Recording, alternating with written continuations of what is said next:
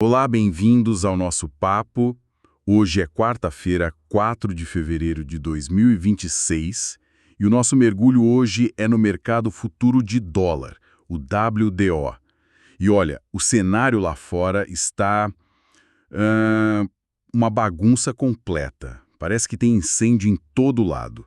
De um lado, o setor de tecnologia está vivendo o que estão chamando de sasopcalipse, com a inteligência artificial virando o jogo.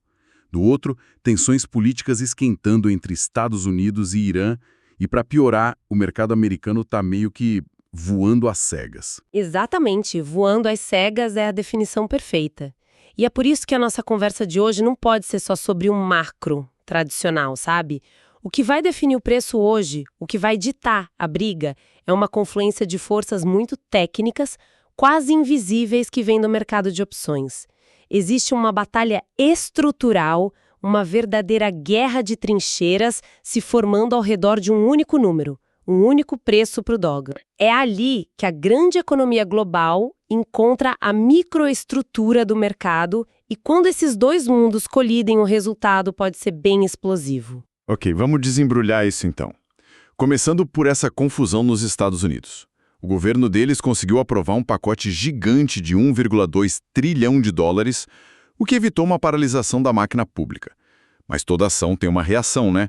Qual é o efeito colateral disso? O principal efeito colateral é essa cegueira estatística que você mencionou.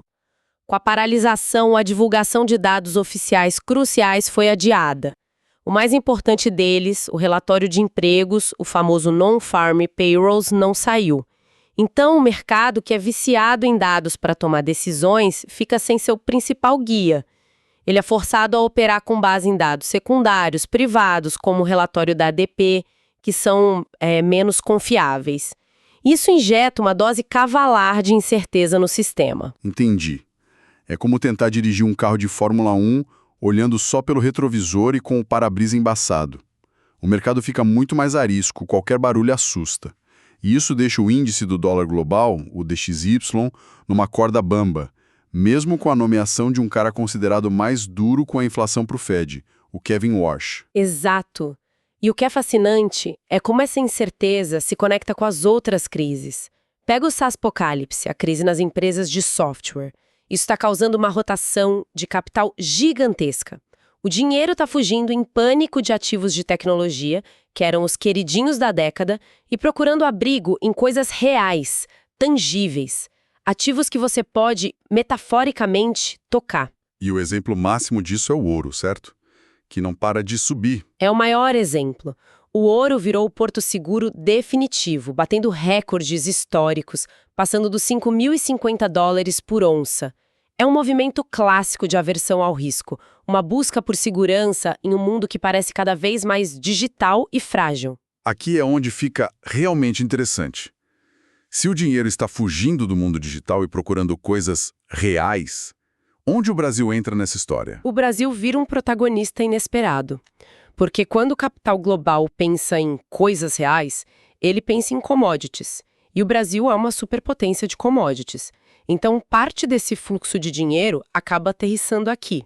Vemos o petróleo Brent subindo para quase $68 por causa das tensões no Mar Árabco, e isso beneficia a gente. Então, para simplificar, a grana está fugindo da nuvem da tecnologia e aterrissando na terra das commodities brasileiras. É isso. É a analogia perfeita. É exatamente isso que explica por que as ações de empresas como Vale e Petrobras, negociadas lá fora como ADRs, estão subindo. Mesmo com a Bolsa de Tecnologia americana. Mesmo com a Nasdaq em queda livre. O investidor estrangeiro está comprando o Brasil como uma forma de investir em commodities. Isso cria uma divergência brutal.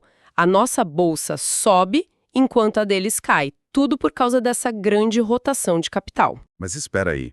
Isso cria uma situação muito estranha, não? Lá fora, eles olham para o Brasil e veem essa potência de commodities, um lugar seguro para colocar o dinheiro.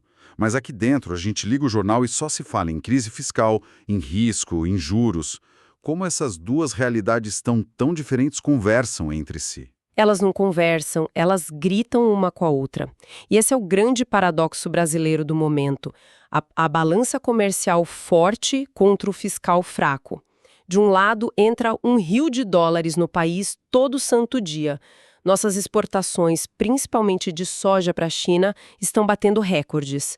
Pela lógica, com tanto dólar entrando, o preço dele deveria cair e o nosso real deveria se fortalecer. Deveria, mas não é o que acontece. O que impede? O nosso próprio risco interno. O medo que o mercado tem da trajetória da nossa dívida pública. E a prova disso está na curva de juros futuros, o DI. Ela está mostrando um fenômeno com um nome feio, mas muito revelador. Bear steepening agressivo. Ok, bear steepening, nome intimidador. Traduz isso para nós. O que a curva de juros está gritando que a gente precisa ouvir? Está gritando desconfiança. De forma simples, o mercado está cobrando muito mais caro para emprestar dinheiro para o governo brasileiro no longo prazo do que no curto prazo. A inclinação da curva está aumentando de forma agressiva. É o mercado dizendo, olha, para te financiar por 30 dias, tudo bem, eu cobro o X, mas para te financiar por 10 anos, com essa incerteza fiscal toda, eu quero o X mais um prêmio de risco gigantesco. Esse prêmio de risco crescente anula o efeito positivo da entrada de dólares do agronegócio. Certo. Então, de um lado temos o agro empurrando o dólar para baixo e do outro o risco fiscal empurrando com muito mais força para cima. E isso me leva a uma coisa que eu vi nas fontes de hoje que não faz o menor sentido. Estou olhando para dois gráficos aqui que parecem de universos paralelos. De um lado, o índice da nossa bolsa, o IN, subindo forte, refletindo essa entrada de dinheiro estrangeiro. Do outro, o principal medidor de pânico do Brasil, o VXEZ, que é a volatilidade do nosso ETF lá fora, simplesmente explodiu, subiu quase 7%. O que está acontecendo? Alguém está mentindo aqui. Ninguém está mentindo. Os dois estão falando a verdade. E é isso que é tão assustador e, ao mesmo tempo, fascinante. Isso é um sinal clássico de comportamento de investidor institucional, de dinheiro grande. É um movimento extremamente sofisticado. Sofisticado como? Me explica. Pensa assim, a gestora de um grande fundo lá de fora olha para o Brasil e vê a oportunidade nas commodities. Ela compra ações da Vale, da Petrobras, o que faz o índice da bolsa subir.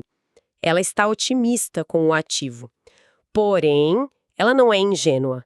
Ela sabe do nosso risco fiscal, da instabilidade política. Ela sabe que a qualquer momento tudo pode virar. Então, o que ela faz? Tu protege? Exatamente. Ao mesmo tempo em que ela compra as ações, ela vai no mercado de derivativos e compra um seguro caríssimo contra um colapso. Esse seguro são as opções de venda. E como a procura por esse seguro está altíssima, o preço dele, que é medido pela volatilidade, o tal do VIXZZ, dispara. Entendi.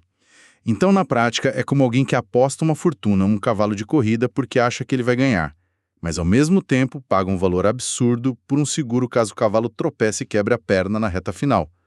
O otimismo está na aposta, mas o medo está no preço do seguro. A analogia é perfeita. Eles estão investindo no Brasil com uma mão e comprando uma pólice de seguro caríssima com a outra. E quando o preço do seguro sobe 7% em um dia, é um sinal de alerta gigantesco.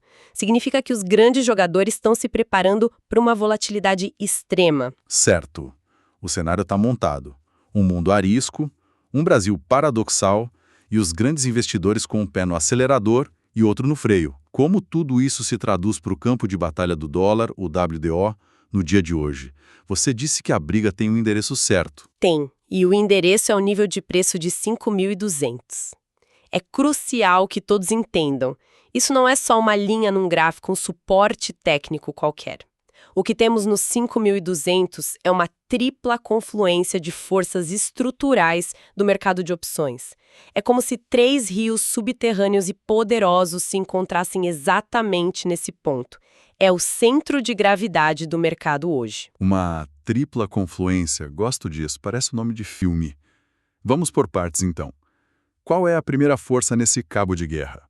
A primeira força é a chamada put wall, a muralha de puts. Pensa nela como um chão de concreto para o mercado. É simplesmente o nível de preço onde existe a maior concentração de contratos de opções de venda em aberto. Hoje, são 2.150 contratos ali. Quem vendeu essas opções tem um incentivo financeiro gigantesco para que o preço não caia abaixo de 5.200. Então, eles vão defender essa região com unhas e dentes, comprando dólar toda vez que o preço se aproxima dali. Ok, put wall, um chão de concreto. Entendido. Mas você falou em 3 forças. E também mencionou uma fronteira do caos. O que acontece se esse chão de concreto começar a rachar? Aí entramos na segunda força, o Gamma Flip. Essa é a fronteira do caos. Veja bem, no momento, o mercado opera num regime que chamamos de gama positivo, acima dos 5.200. Nesse regime, os dealers, os grandes bancos, que são a contraparte das operações, os formadores de mercado, agem como estabilizadores. Eles compram quando o preço cai um pouco e vendem quando sobe um pouco. Eles agem como amortecedores do mercado. Certo, eles são os bombeiros tentando apagar os pequenos focos de incêndio. Exato. Mas, se o preço rompeu 5.200 com força, o regime vira. Entramos no gama negativo. E aí, a matemática das posições deles os obriga a mudar de comportamento drasticamente. Eles deixam de ser os bombeiros e se tornam incendiários. Nossa, então eles deixam de ser o freio do carro e viram o acelerador, é isso? Que perigo. Exatamente essa imagem. Em gama negativo, eles são forçados a vender mais à medida que o preço já está caindo e a comprar mais à medida que o preço já está subindo. Eles amplificam o movimento, jogam gasolina na fogueira. É por isso que é a fronteira do caos. Perdeu 5.200, pode iniciar uma queda em cascata, uma venda forçada e muito violenta. Chão de concreto, fronteira do caos. Qual é a terceira peça desse quebra-cabeça nos 5.200? A terceira peça é o max pain, ou ponto de dor máxima. Esse é um conceito que parece sádico, mas é pura matemática. É o nível de preço onde, se o mercado fechar no vencimento, o maior número de contratos de opções, tanto de compra quanto de venda, expira sem valor nenhum. Ou seja, causa maior perda financeira para o maior número de especuladores. Por essa característica, ele funciona como um ímã poderoso para o preço, especialmente perto dos vencimentos. E adivinha onde está o Max Pain hoje? Nos 5.200? Cravado no 5.220. Então, o que temos é um suporte massivo, uma fronteira de regime de volatilidade e um ímã de preço tudo empilhado no mesmo lugar. É uma concentração de energia técnica descomunal. E tem um dado nas fontes de hoje que me deixou realmente preocupado. A margem de segurança que o mercado tinha acima desse ponto crítico encolheu mais de 50% de ontem para hoje. Caiu de 142 para apenas 68 pontos. Na prática, o que isso quer dizer? Quer dizer que a zona de amortecimento que protegia o mercado de tropeçar e cair nessa fronteira do caos, praticamente, desapareceu. Ontem, o preço precisaria cair 142 pontos para acionar o gatilho. Era uma distância confortável. Hoje, bastam 68 pontos. Estamos flertando com o perigo. O mercado está andando na beira do penhasco. E vale lembrar que, do outro lado, temos a call wall em 5.300, a muralha das opções de compra, que ontem funcionou como um teto de aço, uma resistência intransponível. O campo de batalha está muito bem definido. Certo. Com esse mapa do tesouro cheio de armadilhas, como a gente navega o dia de hoje? Com base em toda essa estrutura, qual é o caminho mais provável? Quais são os cenários? Podemos desenhar 3 cenários principais com probabilidades baseadas nessa estrutura. O cenário mais provável, com cerca de 45% de chance, é de lateralidade. É o cenário do cabo de guerra empatado. Nele, a put wall no 5.200 se mostra forte o suficiente, o regime de gama positivo segura a pressão e os dealers conseguem manter o mercado sob controle. O resultado seria o dólar operando num caixote, provavelmente entre 5.230 e 5.305.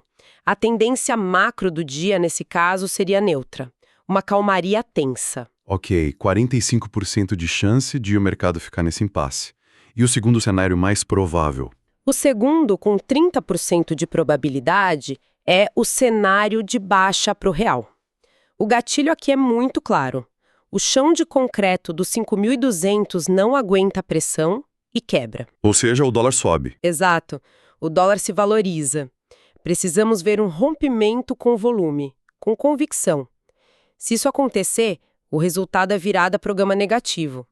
A venda em cascata forçada pelos dealers começa e o movimento de alta para o dólar pode ser rápido e violento, buscando outros níveis. Nesse caso, a tendência do dia seria fortemente baixista para o real. Entendi. E o cenário menos provável, mas que não pode ser descartado? A reversão. Um alívio para o real. Exato. Esse seria o cenário de queda para o dólar, com 25% de probabilidade.